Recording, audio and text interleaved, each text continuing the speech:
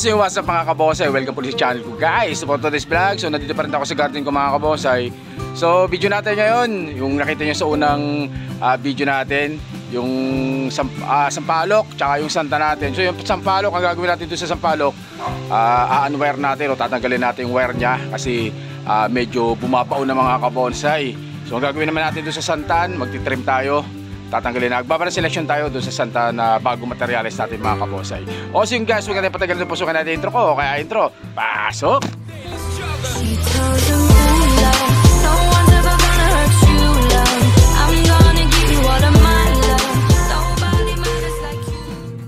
O so yun guys. So ito yung sinasabi ko sa inyo guys. Ito, papakita ko sa inyo. Ito. So yan, kita nyo naman. Ayun o. Bumabao na yung wire guys. Medyo napilipit na dito yung sampalok natin kasi bumauna. So gagawin natin, unwire natin, tatanggalin natin yung mga wire na yan mga kabonsay. Yan, tsaka itong isa na to. Ito na naman dalawa. Ito, kabao na. So, tatanggalin natin kasi masyadong magmamarka yan dyan sa truck ng sampalok natin. Hindi magandang tingnan kapag kitang-kita yung mga pinagdaanan ng oil. Pero mawawala pa naman yung marka niyan kapag medyo mas lumaki pa yung mga kabonsay. So ayun mga sampalok natin guys. Yan. So ano yung pang iba. So ito naman, ito yung mga pinawild natin na santan. So ito mga nasa baba, tatanggalin natin yan. O ibabara selection lang natin. Simpleng vlog lang po ito mga kabonsay. Papatong ko dun sa patungan natin para mas maayos natin magawa guys. O si mga kabonsay, so ito na unang gagawin natin. Mag-a-unwire tayo nitong ating sampalok na balubaluktot. Kita nyo naman ang grabe balubaluktot sa sampalok na yan. So ito mga kabonsay, from seed. So marami akong video nito, hanapin nyo lang po sa lumang mga vlog ko, yung pagtatanim natin itong mga seed na to, tsaka yung pag-wire natin. So gagawin natin, mag-a-unwire tayo mga kabonsay.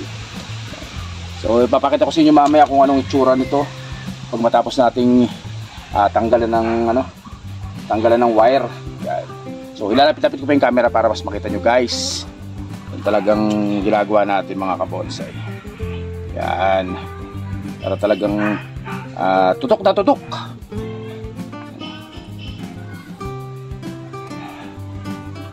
Ano po ito? Talagang nakapauna. Yan. So mga 2 taon na siguro sa akin tong ano na to, sampalok, baka hindi lang 2 years guys. Medyo matagal na tong alaga.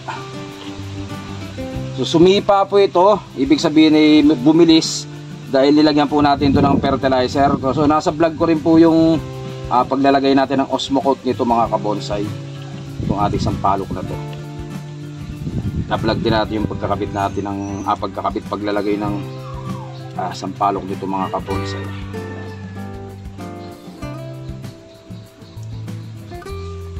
Tanggalin natin.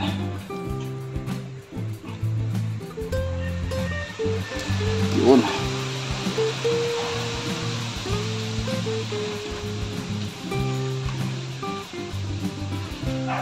So napansin niyo mga kabonsay, dalawang wire itong ginamit ko dito. Dahil nung ginawa natin to, nung bined natin, eh wala po akong number 5. Yan. Kaya dinoble ko na lang po ito para mabed natin guys. Yan. Tapos itong tatanggalin natin na wire na yan, eh pwede pa natin magamit sa ibang mga materialis yan. Pwede pa natin magamit yan mga kabonsay. Pero sa iba to, pinuputol na to para mabilis. Eh syempre tayo naman ay nanghihinayang kung puputulin natin yan guys.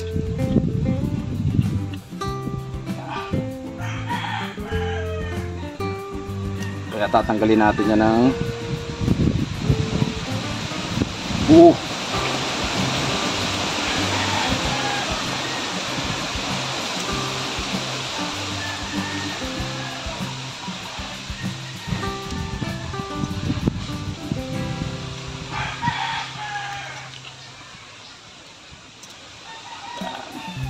So from seed po ito mga kabonsay, galing sa buto itong ating sampalok na to, itong ating tamarid na to guys.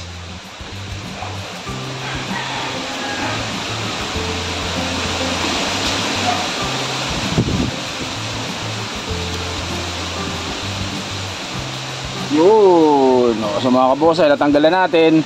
Yan. So, ayun o, papakita ko sa inyo. So, ayan po yung mga tinanggal natin. Kita nyo, nagmarka na yung mga daan ng wire. Yan o, nakalubog. So, hindi masyado magandang tingnan kapag may mga wire. Pero, mawawala pa rin po yan mga kabonsai kapag medyo lumaki-laki ng konti mga kabonsai yung ating sampalok na yan. Pag lumaki-laki yan, mawawala na rin po yung wire na, yung dinaanan ng wire na yan.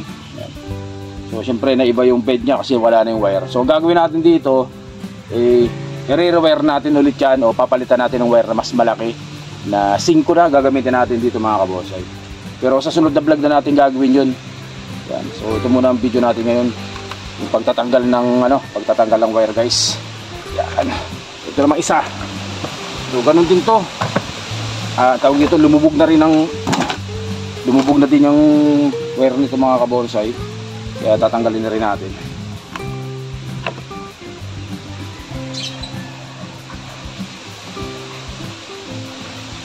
Ito yung mga tinitry natin na sampalok from seed.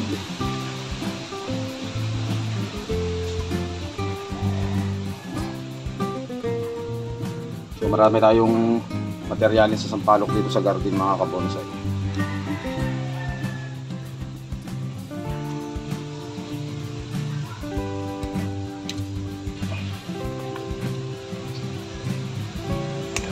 Buong baon na rin po mga kabonsai ito. Lapit ulit natin camera, lapit ulit natin para mas makita nyo.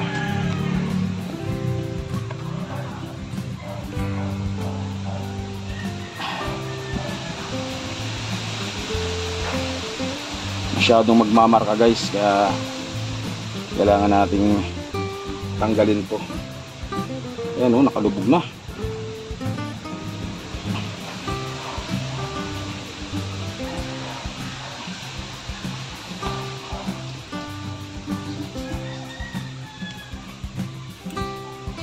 Nakabaon na talaga to.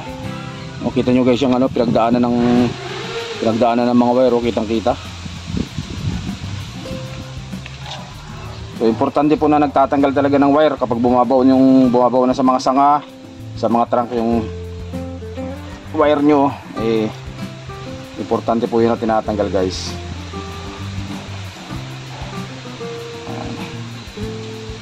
Yos, tanggalan natin guys. So ayan po, itsura ng ating sampalok na maganda. Ayan o. So, ito tatanggalin na natin tong sanga na to, hindi na to natin magagamit. Ayan. So dito tayo mag-focus sa ibabaw. Ayan o, so ganyan po itsura nya no. So ganyan ang bed nya. So ang ganda nito pag tumaba pa to ng matabang-mataba, ganyang kataba. So ang gandang tingnan nito mga kabonsai. Ito po yung ating sampalok. Magagandang sampalok na balubaluktot, bula-bulate. Bula-bulate yung sampalok mga kabonsai. Yan. So guys, dito naman, ito naman ating mga santan.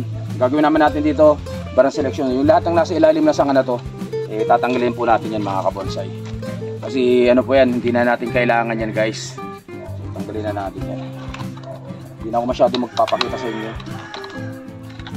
para medyo malapit ng camera natin. So may video rin po ako nito kung paano natin to hinanting, kung paano natin to tinanim, kung anong pinagtaniman natin. Meron din po tayong video yan. So balikan nyo lang po yung mga lumang video ko, makikita nyo po yung santa natin na to.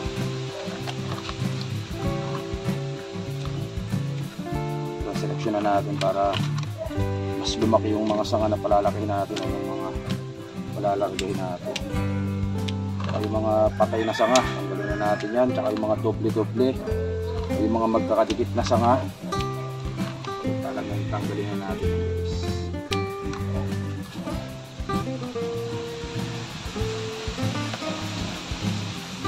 So ito ano pa naman to, medyo maliit pa para i-wire. So ito pang ano pa lang natin to, tawag dito, palalargahin pa natin to guys.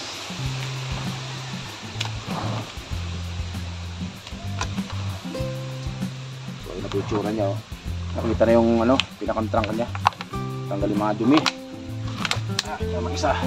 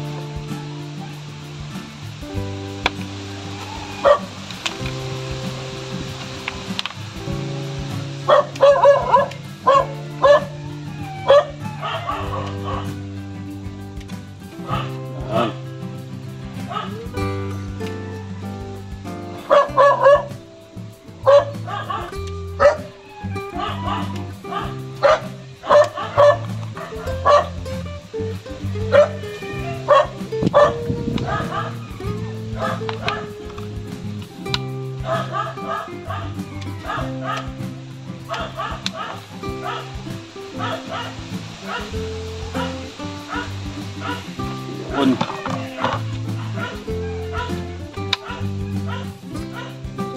So mga kabonsay, oh. Diba, luminis na. Yung lahat ng nandito sa baba, sa puno niya, tanggalin natin yan.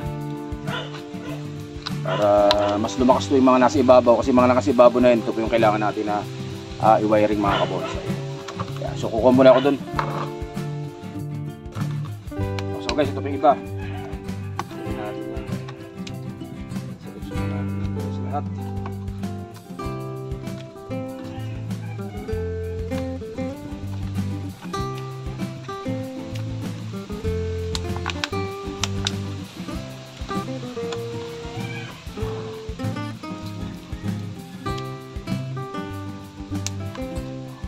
Guys, oh. Quality. So ito guys, ano, puro pula to. Red santan lahat po ito mga kabonsay. Puro red santan yan. Lago nito. Tanggalin natin lahat yung nasa baba.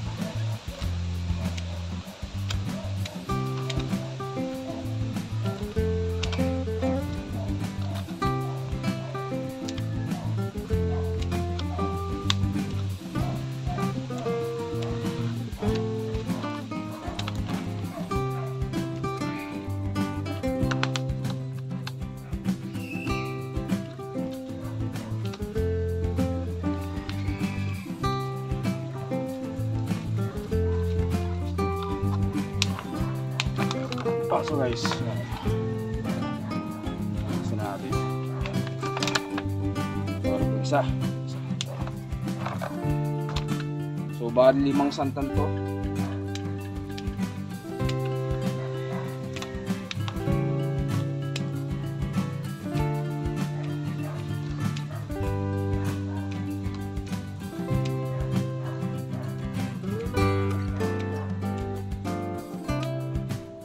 Sunod, pwede nang ano to, pwede nang i-wiring mga kabonsay.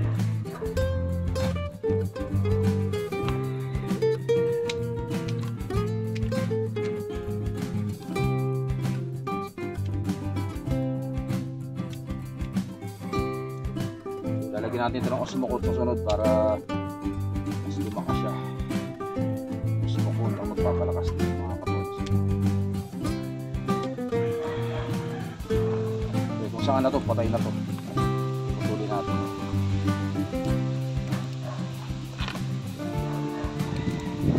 Mas palagay na lang natin mga kabonsay. So ito, papalargahin pa lang natin lahat yan para mas bumilis yung ano, mas bumilis yung paglaki ng mga sanga sa ibabaw mga kabonsay. So mga kabonsay, hanggang dito yung vlog natin. Sana po may natutunan kayo kahit papaano dito sa video natin. So ganoon, kapag medyo lumulubog na yung wire doon sa mga sanga o sa mga trunk ng mga bonsai ninyo, kailangan tanggalin po yan mga kabonsay. para minsan nagiging sanirip yun ng pagkamatay ng halaman. Yan. Yung iba medyo pangit tingnan kapag may markings ng tawag dito, markings ng mga wire sa mga sanga, sa mga trunk, kaya tinatanggal po mga kabonsay. Tapos yung iba nagre-rewire, pinapalitan ng wire kapag hindi pa masyadong establish yung mga branch, hindi pa establish yung branches o yung trunk, re-rewire na lang po mga kabonsay. At dito naman po sa mga santan o kahit sa ibang materyales, kapag maraming sobrang daming sanga, kailangan nyo pong mag-trans selection dyan para maiwan lang po yung mga sanga na kailangan o yung mga sanga na panglatag. So guys, hanggang dito na lang po muna. Stay safe at syempre God bless us po mga kabonsay. Salamat po. Thank you.